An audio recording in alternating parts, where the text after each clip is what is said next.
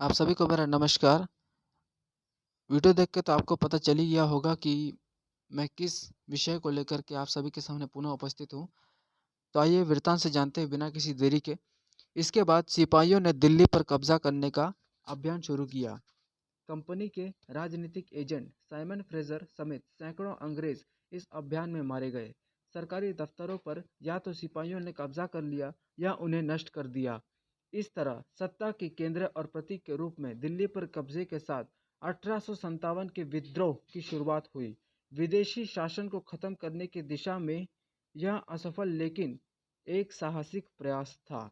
दिल्ली पर कब्जे और बहादुर शाह द्वितीय द्वारा खुद को हिंदुस्तान का सम्राट घोषित किए जाने से इस विद्रोह को एक सकारात्मक राजनीतिक अर्थ मिला।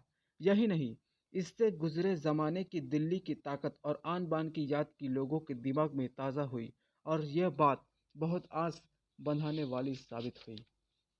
मेरठ का विद्रोह और दिल्ली पर कब्जा तो बस एक शुरुआत थी। इसके बाद तो समूचे उत्तर भारत और पश्चिम व मध्य भारत के कुछ हिस्सों में तो सिपाहियों और नागरिकों के बीच विद्रोह की तेज लहर चल पड़ी।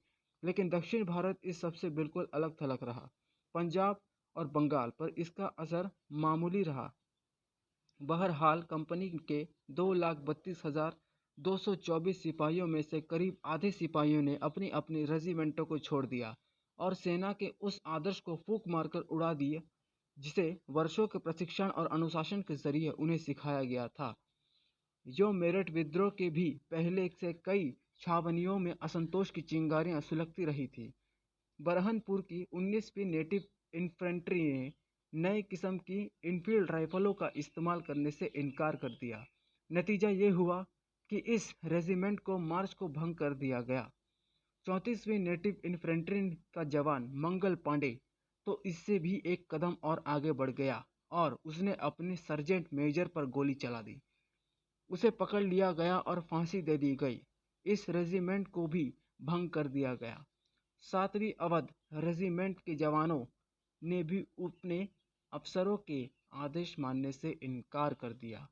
इस रेजिमेंट को भी वही हश्र हुआ जो बाकी दोनों रेजिमेंटों का हुआ था। दिल्ली पर कब्जे के एक महीने के भीतर विद्रोह लगभग सभी बड़े केंद्रों कानपुर, लखनऊ, बनारस, इलाहाबाद, बरेली, जगदीशपुर और झांसी तक फैल गई।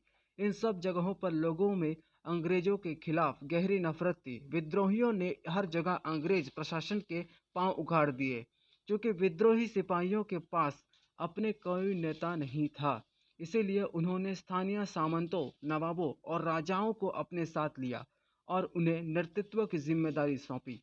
ये लोग भी ब्रिटिश हुकूमत के हाथों काफ़ी सताए जा चुके थे, इसलिए उनमें असंतोष तो था ही, वे विद्रोही सिपाहियों के साथ आ गए।